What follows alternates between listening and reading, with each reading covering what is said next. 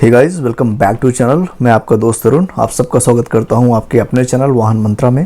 तो आज आप लोगों के लिए एक नया Q&A सेशन लेके आया हूं जिसमें आपके इंपॉर्टेंट क्वेश्चंस को मैंने शामिल किया है। तो चलिए शुरू करते हैं वन बाय वन सारे क्वेश्चंस का जवाब देना।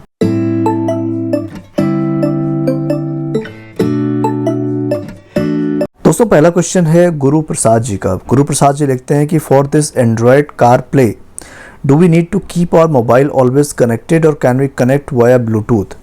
तो गुरु प्रसाद जी कहना चाहते हैं कि जो एंड्रॉयड ऑटो और एप्पल कार प्ले का feature Tiago XZ XZ plus के म्यूजिक सिस्टम में आता है, तो उसके लिए क्या मोबाइल को हमेशा कनेक्ट करके रखना पड़ता है म्यूजिक सिस्टम से, या फिर हम ब्लूटूथ से भी कनेक्ट कर सकते हैं। अगर आप एंड्रॉयड ऑटो यूज कर रहे हैं तो इन दैट केस आपको अपने मोबाइल की ओरिजिनल डेटा केबल से अपने एंड्रॉयड फ़ोन को आपके म्यूजिक सिस्टम से कनेक्ट करना पड़ेगा, तभी आपका एंड्रॉयड ऑटो चलेगा। इन दिस सेम वे अगर आप एप्पल कार यूज करना चाहते हैं तो इन दैट केस ऑल्सो आपको अपने आईफोन की ओरिजिनल डेटा केबल से अपने एंड्रॉयड सिस्टम को म्यूजिक सिस्टम को कार के कनेक्ट करना पड़ेगा, तभी आपका Android auto Apple car play काम करेगा।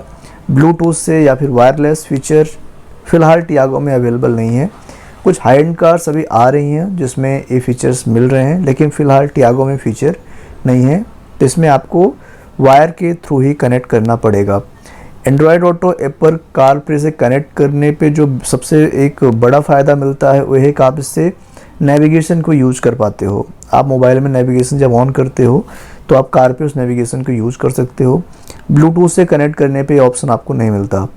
बाकी सारी चीज़ें लाइक कॉल करना, रिसीव करना, कॉल लॉग्स को एक्सेस करना एंड म्यूजिक चलाना, ये सारी चीज़ें आप ब्लूटूथ से भी कनेक्ट करके कर सकते हैं।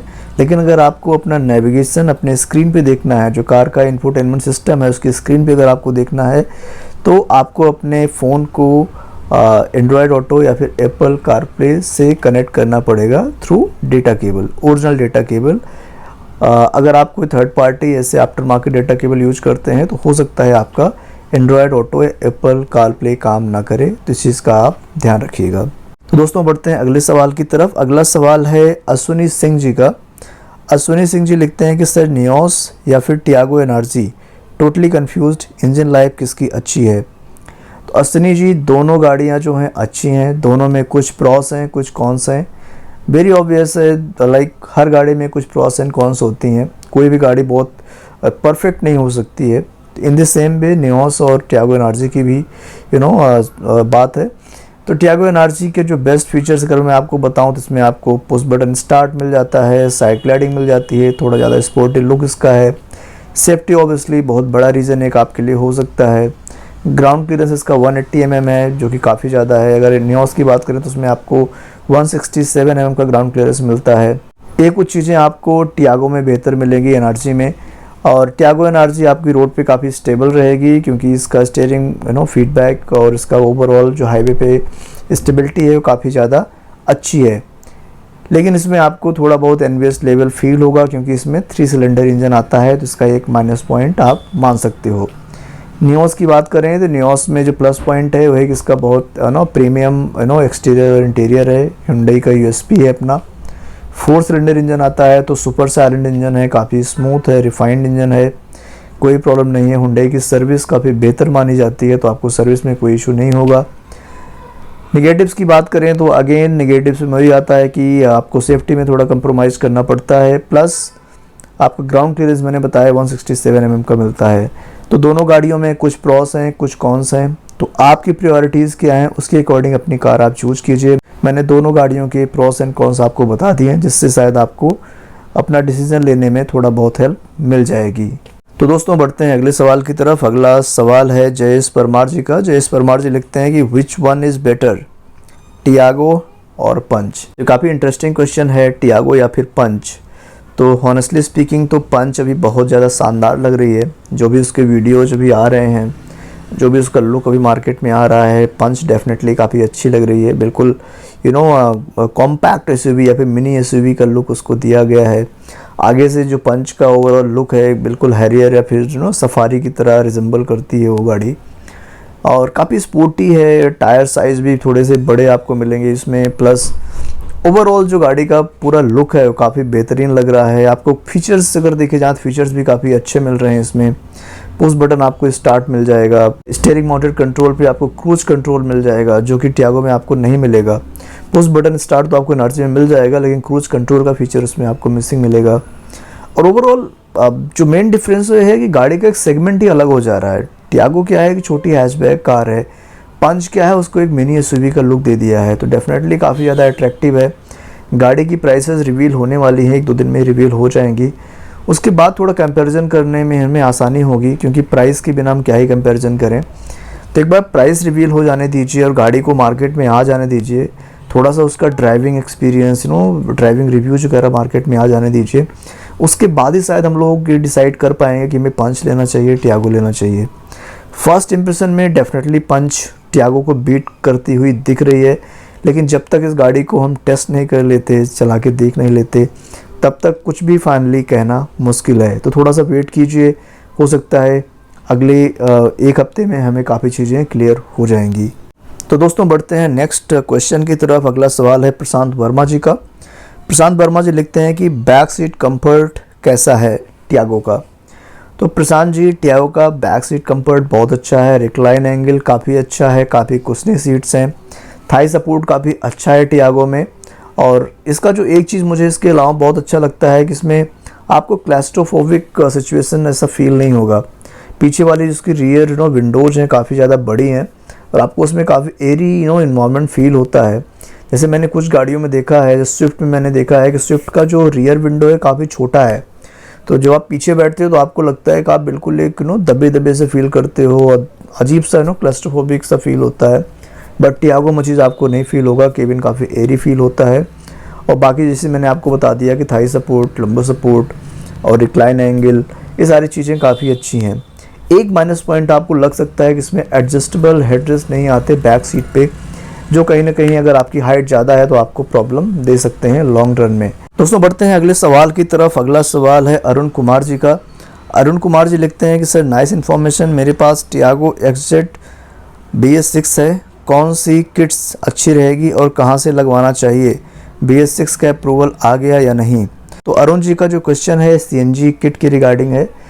उनके पास BS6 गाड़ी है टियागो और XZ वेरिएंट है। तो सर कह रहे हैं कि उनके पास जो गाड़ी है उसमें कौन सी CNG किट उनको लगवानी चाहिए और BS6 का अप्रूवल आया है कि नहीं आया है।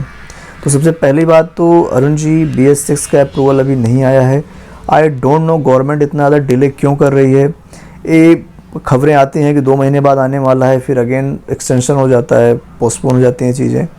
अभी सुनने में आ रहा था कि जुलाई में आएगा, फिर सुनने में आ रहा था अक्टूबर में आएगा, अब सुनने में आ रहा है कि फरवरी 2022 में अप्रूवल्स आ सकते हैं। गवर्नमेंट बहुत ज़्यादा डिले कर रही है, क्या रीज़न है एग्जैक्टली कुछ नहीं पता। BS6 को आए अप्रॉक्स 2 साल होने जा रहे हैं, इतने दिन में अप्रूवल आ जाना चाहिए था। एंड डेफिनेटली ये डिले अच्छा नहीं है, पेट्रोल की प्राइसेस इतनी ज़्यादा हैं और BS6 इतनी गाड़ियाँ मार्केट में आ गई हैं, लेकिन वो CNG नहीं लगवा पा रहे हैं अभी, इसी वजह से कि अप्रूवल नहीं आया है। और जो लगवा भी पा रहे हैं उनको भी प्रॉब्लम फेस करनी पड़ रही है, उनके RC पे इंडोर्स नहीं हो रही है CNG। और डेली वगैरह में कुछ जहाँ पे मैंने ये भी सुना है कि अगर RC पे इंडोर्स नहीं है तो रैंडमली CNG पंप वाले RC देख रहे हैं, अगर RC पे इंडोर्स नहीं है तो CNG देने से मना भी कर रहे हैं। तो ये भी एक चैलेंज अभी रिसेंटली देखने को मिल रहा है। तो देखिए अभी आई थिंक सरकार को थोड़ा समझना चाहिए इसके बारे में, और BS6 वाले बहुत परेशान हैं, उनकी प्रॉब्लम को समझना चाहिए और इस पर जल्दी से जल्दी अप्रूवल देना चाहिए।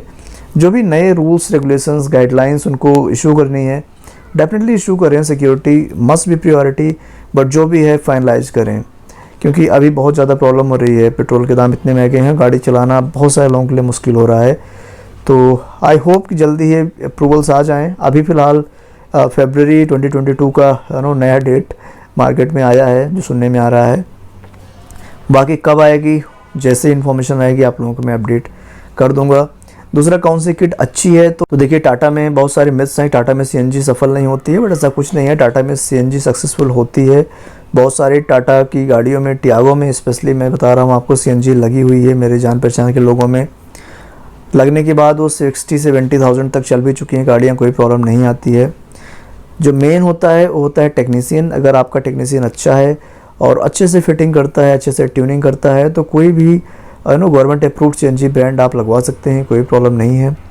लोवेटो की काफ़ी फेमस ब्रांड है, काफ़ी लोग कहते हैं कि लोवेटो का लगवाना चाहिए, लेकिन लोवेटो के अलावा भी जो ब्रांड्स हैं वो भी काफ़ी अच्छा करें टियागो में। तो मैं कोई ब्रांड यहाँ पे आपको सजेस्ट नहीं करूँगा, मैं बस यही बोलूँगा कि जहाँ से भी लगवाएं अच्छे टेक्नीशियन को ढूंढ के अपना काम करवाइएगा अप्रूवल आ जाने के बाद। तो दोस्तों बढ़ते हैं आज की Q&A सेशन के आखिरी सवाल की तरफ। आखिरी सवाल है प्रेमल कंसारा जी का। प्रेमल जी लिखते हैं कि hi, I am facing noise in reverse drive from front wheels and Tata people says it's common in Tiago and Tigor, is it true?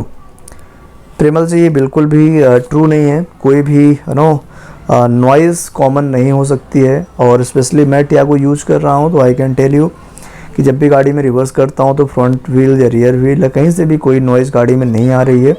गाड़ी में कोई नॉइज़ आनी भी नहीं चाहिए। अगर आ रही है और सर्विस सेंटर वाले आपकी ठीक नहीं कर पा रहे हैं तो definitely I think they are not able to find out the issue. तो उस केस में आपके पास जो ऑप्शन है नंबर 1 कि आप किसी दूसरे टाटा के डीलरशिप पे जाके अपनी गाड़ी दिखाइए, और कोशिश कीजिए कि थोड़ा जो बड़ा डीलरशिप हो, आपके घर से हो सकता है थोड़ा दूरी क्यों ना हो, लेकिन आप कोशिश कीजिए थोड़े बड़े डीलरशिप के पास जाइए। उनके पास अच्छे टेक्नीशियंस होते हैं, मैकेनिक्स होते हैं, तो वहाँ पे होपफुली आपकी प्रॉब्लम सॉल्व हो जाएगी। अगर वहाँ पे नहीं भी होती है तो ask them to consult to connect Tata engineers. Tata engineers को लोग मेल डालते हैं एज अ प्रोसीजर। अगर उनको समझ में नहीं आता है तो they should write a mail to Tata engineers उस प्रॉब्लम का सल्यूशन मेल पे उनको देते हैं, then they apply that and fix the solution. तो एक प्रोसेस होता है। तो अगर एक डीलरशिप पे काम नहीं हो रहा है तो दूसरे डीलरशिप पे आप कनेक्ट कीजिए, और ये कोई कॉमन इशू नहीं है, ये डेफिनेटली कोई प्रॉब्लम है, कुछ छोटी मोटी प्रॉब्लम हो सकती है, बट जो भी है उसको आप फिक्स करवा लीजिए और वो फिक्स हो भी जाएगी, कोई ऐसी परेशानी की बात नहीं है। तो दोस्तों ये रहा आज का Q&A सेशन। मैंने कुछ इंपॉर्टेंट क्वेश्चंस को लिया था, उनका जवाब आई थिंक आपको मिल गया होगा, और आपकी कुछ क्वेरीज़ का सोल्यूशन आपको मिला होगा। तो अगर वीडियो आपको अच्छा लगा है तो वीडियो को एक लाइक कर दीजिएगा। चैनल पे अगर पहली बार आए हैं चैनल को सब्सक्राइब कर दीजिएगा। ऊपर मैंने अपने इंस्टा के और ट्विटर के, फेसबुक के हैंडल्स डाल रखे हैं, उसका यूज़र ID डाल रखा है, आप जाइए वहाँ पे फॉलो कीजिए। और हम जल्दी मिलते हैं किसी नए और इन्फॉर्मेटिव वीडियो के साथ। तब तक के लिए अपना ख्याल रखिए, अपनी फैमिली ख्याल रखिए। जय हिंद, जय भारत।